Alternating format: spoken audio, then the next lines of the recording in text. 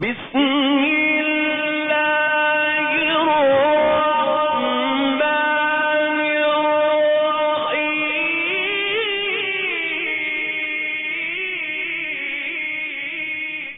امام اعظم ابو حنیفہ رحمۃ اللہ تعالی علیہ فرماتے ہیں کہ ہمارے کوفے کے اندر ایک میرا شاگرد تھا، بڑا مشہور تھا، تقریر تھوڑی سی اچھی کر لیتا تھا، تو معروف تھا پورے کوفے کے اندر اور لوگ اسے پسند بھی کرتے تھے۔ آپ فرماتے ہیں میری والدہ صاحبہ کو بھی وہ بڑا پسند تھا۔ اگر کوئی مسئلہ پوچھنا ہوتا تھا تو میری والدہ صاحبہ فرماتی تھی بھی جاؤ، وہ جو عربی ہے نا بڑے مسائل اچھے بتاتا ہے، ذرا اس سے مسئلہ پوچھ کے آؤ۔ امام اعظم آپ فرمانے لگے ایک دن کہ اماں جی وہ میرا ہی شاگرد ہے، میرے سے اس نے پڑھا ہے، سارا میں نے پڑھایا ہے، میں مسئلہ بتا دیتا ہوں، اتنی دور جانے کی کیا ضرورت ہے؟ تو آپ کی والدہ صاحبہ فرمانے لگی تو بچہ ہے نا، تجھے کیا پتا؟ ماں کے لیے تو، والدہ کے لیے تو سارے ہی بچے ہوتے ہیں۔ فرمانے لگی تو بچہ ہے، بال ہے، تجھے کیا پتا؟ اس سے پوچھ کے آؤ، تھوڑا سا صحیح بتا دے گا، میرا دل مطمئن ہو جائے۔ تو امام اعظم نے پھر کوئی کہانیاں نہیں سنائیں، آپ نے پھر آگے سے دلائل نہیں دیے کہ اماں جی سارا میرے سے پڑھا ہے، میں نے پڑھایا ہے، آپ کو سمجھ ہی نہیں آتی بات، میں بتا دیتا ہوں جواب۔ امام اعظم پھر نکلے، گھر سے گئے، جب شاگرد کا جا کے دروازہ کھٹکھٹایا تو وہ باہر آیا، آگے کہنے لگا استاد جی آپ نے مجھے بلا لیا ہوتا، میں حاضر خدمت ہو جاتا، آپ نے تکلیف کیوں فرمائی؟ تو آپ فرمانے لگے کہ یار میں نا مسئلہ پوچھنے کے لیے آیا تھا، میری والدہ صاحبہ نے بھیجا تھا۔ تو وہ عرض کرنے لگا کہ یا سیدی مسئلہ میرے سے پوچھنے کے لیے آپ آ گئے ہیں، میں نے تو ساری زندگی آپ کے قدموں میں گزار دی ہے، آج مسئلہ میرے سے پوچھ۔ فرمانے لگے یار میری والدہ صاحبہ نا تھوڑا سا تیرے نام پہ مطمئن ہو جاتی ہیں، تو میرا دل کیا کہ تجھے سے مسئلہ پوچھ لیتے ہیں۔ آپ فرمانے لگے کہ مسئلہ میں نے پوچھا ان سے، جب میں نے مسئلہ پوچھنا تو اس نے کہا کہ استاد جی مجھے مسئلہ نہیں آتا۔ تو امام اعظم نے پھر یہ نہیں فرمایا کہ میں نے تو اپنی والدہ کو پہلے ہی بولا تھا میرا شاگرد ہے، مسئلہ کوئی نہیں آنا، کیونکہ استادوں کو اپنے شاگردوں کے حالات کا۔ فرمانے لگے کہ میں نے پھر اسے یہ نہیں کہا کہ بھائی چل مسئلہ نہیں آتا تو کوئی نہیں، میں گھر چلا جاتا ہوں، جا کے والدہ کو بتاؤں گا، والدہ صاحبہ بولے گی ہاں اس کو مسئلہ نہیں آتا، پھر میں بتاؤں گا تو میری تھوڑی سی واہ واہ ہو جائے گی۔ فرمانے لگے میں تجھے مسئلہ بتاتا ہوں،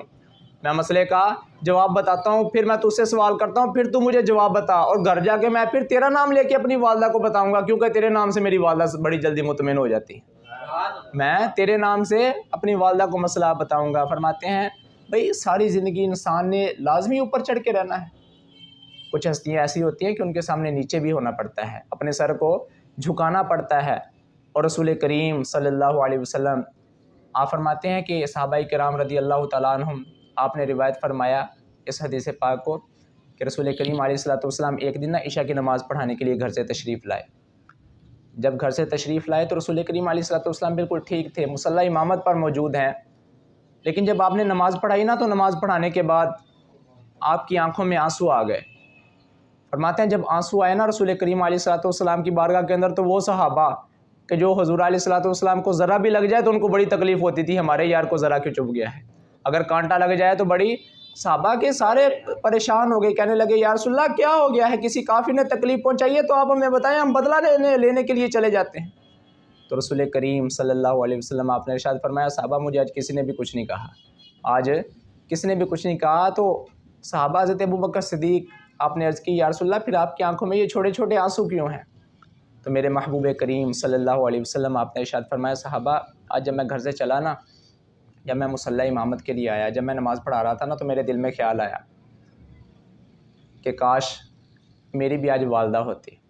آج مجھے اپنی والدہ کی یاد آ رہی ہے۔ فرمانے لگے کہ آج میرا بھی دل کرتا ہے کہ میں مصلی امامت پر موجود ہوتا، تکبیر ہو چکی ہوتی، امامت کے لیے میں کھڑا ہونے والا ہوتا، اور خیمے سے میری والدہ کی آواز آتی کہ بیٹا محمد ذرا ادھر تو آؤ، یہ فلانا کام کر کے آنا ہے۔ فرماتے ہیں میرا بھی دل کرتا ہے کہ میں رب کی عبادت چھوڑ دوں، جا کے اپنی والدہ کا کام کر کے آؤں۔ فرماتے ہیں میرا بھی دل کرتا تھا کہ میں اپنی والدہ کے لیے، آج مجھے اپنی والدہ کی بڑی یاد آ رہی ہے، مجھے کسی نے نہیں مارا۔ ضروری ہے میرے بھائی ساری زندگی آپ نے اوپر رہنا ہے، جتن جتن ہر کوئی کھیڈے، تو ہارن کھیڈ فقیرہ، جتن دا مل کوڑی پیندی ہارن دا مل ہیرا۔ فرماتے ہیں ساری زندگی بندہ جو ہے اوپر چڑھ کے رہنے کی کوششیں کرتا ہے، لوگ کھول سے نکلتے نہیں ہیں اس سے، لوگ کہتے ہیں بڑی تعریفیں ہوں، بھائی کیوں تعریفیں ہوں؟ آج کل تو پیر صاحب جو ہوتے ہیں نا، ان کا بھی تھوڑا سا دل کرتا ہے کہ جب میں گھر کے اندر آؤں تو جس طرح لوگ محفلوں کے اندر میری وجہ سے کھڑے ہوتے ہیں، اس وجہ سے اسی طرح لوگ گھر کے اندر بھی جب آؤں نا تو ہاتھ باندھ کے کھڑے ہو جائیں جی پیر صاحب آ گئے ہیں۔